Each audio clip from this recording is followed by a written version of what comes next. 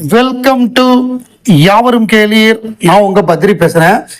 Communist CPIM Marxist party அதனுடைய general செக்ரட்டரியாக தேசிய செயலாளராக எம்ஏ பேபி கேரளாவிலிருந்து தேர்ந்தெடுக்கப்பட்டிருக்கிறார். அவர் ஏற்கனவே அமைச்சராக இருந்தவர். அச்சுதானந்தன் சிஎம்ஆ இருந்த பொழுது கேரளாவில் கல்வி அமைச்சராக இருந்தவர். 2010-11 அந்த காலகட்டத்தில் கமல்ஹாசன் அவர்களுக்கு வாழும் வரலாறு, அதாவது லிவிங் லெஜெண்ட் அப்படிங்கிற அவார்டு கேரள அரசு சார்பாக அவருக்கு வழங்கப்பட்டது. நாங்கள்லாம் நேரில் போயிருந்தோம் திருவனந்தபுரத்துக்கு. அந்த நிகழ்ச்சியை பெருமளவு ஏற்பாடு செய்தவர் எம்ஏ பேபி தான். அவர் கமல்ஹாசன் அவர்களுடைய நெருங்கிய நண்பர். அவர் தேர்ந்தெடுக்கப்பட்டதற்கு கமல்ஹாசன் அவர்கள் ஒரு ட்வீட் போட்டு வாழ்த்து சொல்லியிருக்காரு. அதில் அவருக்கு காமரேட் எம்ஏ பேபி பொதுச் செயலாளராக தேர்ந்தெடுக்கப்பட்டதுக்கு வாழ்த்துக்கள்.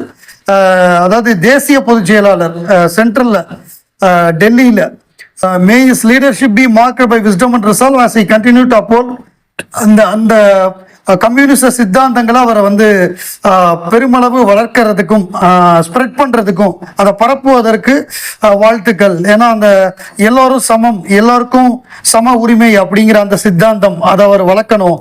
அவருடைய தொடர் போராட்டங்கள் வெற்றி பெற வாழ்த்துக்கள் தோழர் பேபி அவர்களுக்கு அப்படின்னு சொல்லி நம்மவர் கமல்ஹாசன் அவர்கள் வாழ்த்து தெரிவிச்சிருக்காரு.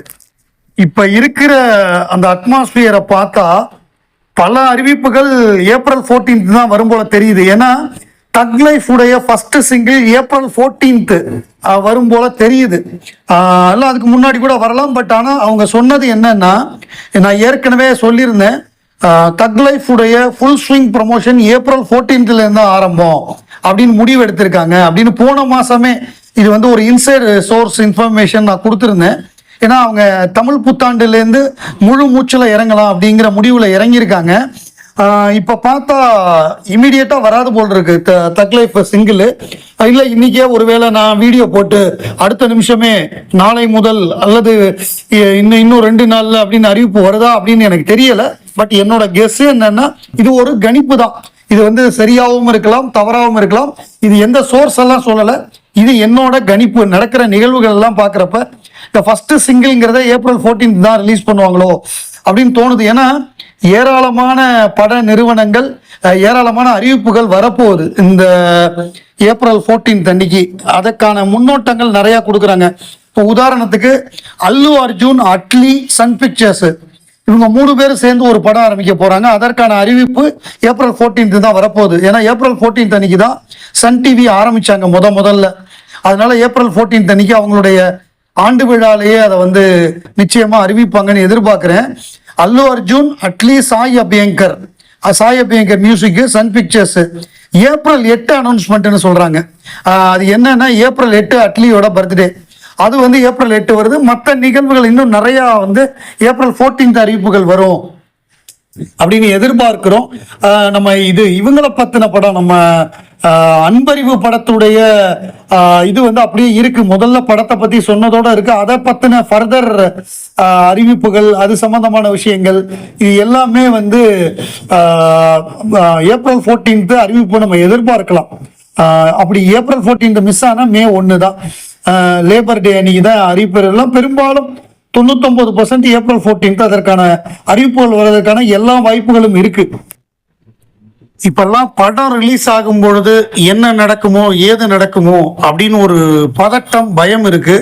அதுக்கு காரணம் என்னன்னா, இந்த ரசிக கொண்டாட்டங்கள், அதுக்கப்புறம் இந்த ஃபேன் வாரு, பாக்ஸ் ஆஃபீஸ் வாரு அப்படின்னு சொல்லி எப்படி சோசியல் மீடியாவில் மிகப்பெரிய பிரச்சனைகள் இருக்கோ அந்த மாதிரி பிரச்சனைகள், ப்ளஸ் ரசிகர்களே அவங்க டிக்கெட்டுக்கு பணம் கொடுக்கலன்னா வீட்டில் பிரச்சனை பண்ணுறது, அந்த மாதிரியான கலாட்டாக்கள் அது ஒரு பக்கம் நடக்குது.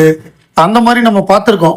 ஒரு ரசிகர் அவங்க அப்பாவையே பெட்ரோல் ஊற்றி எரிச்ச மாதிரியான சம்பவங்கள்லாம் நம்ம கேள்விப்பட்டிருக்கோம். அதெல்லாம் ரொம்ப அதிர்ச்சியான ஒரு விஷயங்கள். ஏன்னா இப்போ நேத்திக்கு ஒரு சம்பவம் நடந்திருக்கு.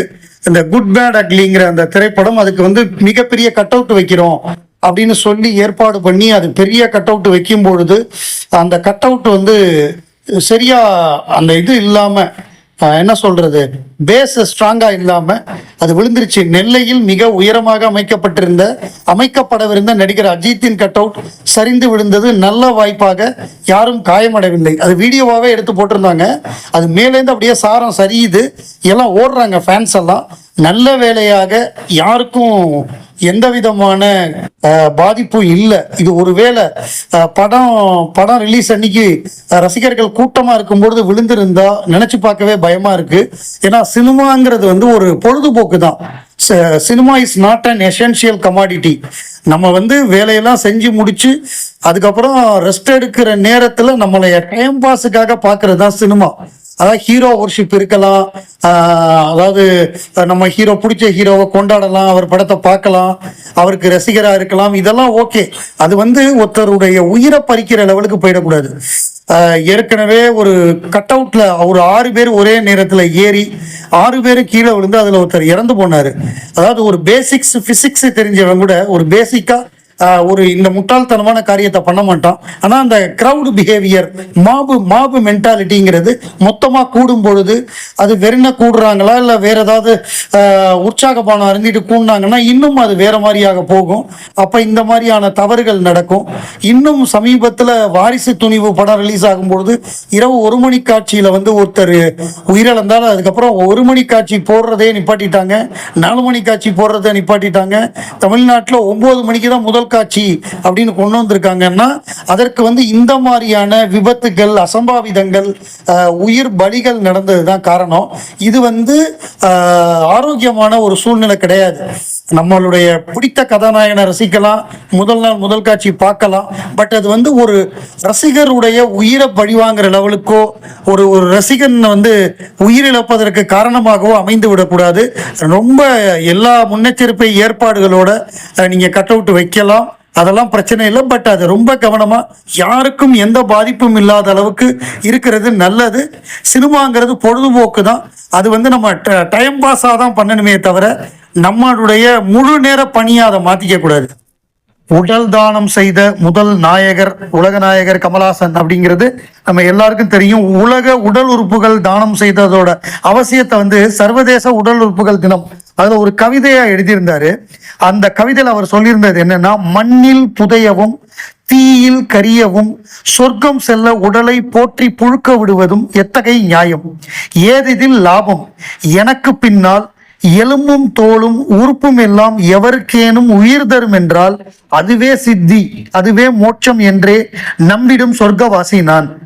மனித தோல் 15 கஜத்தில் 7 ஜோடி செருப்புகள் தைத்தால் அவை அத்தனையும் எனை சொர்க்கம் சேர்க்கும்.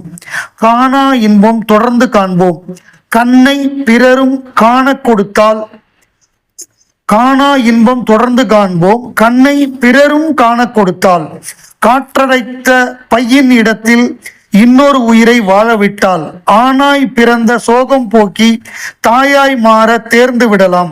மண்ணில் புதையவும் தீயில் கரியவும் சொர்க்கம் செல்ல உடலை போற்றி புழுக்கு விடுவதும் எத்தகைய நியாயம், ஏதில் லாபம், தானம் செய்வது தாய்மை நிகரே, தகனம் செய்யும் முன் தானம் செய்வீர், உமக்கில்லாததை தானம் செய்வீர் அப்படின்னு ரொம்ப அழகான ஒரு கவிதை எழுதியிருக்க.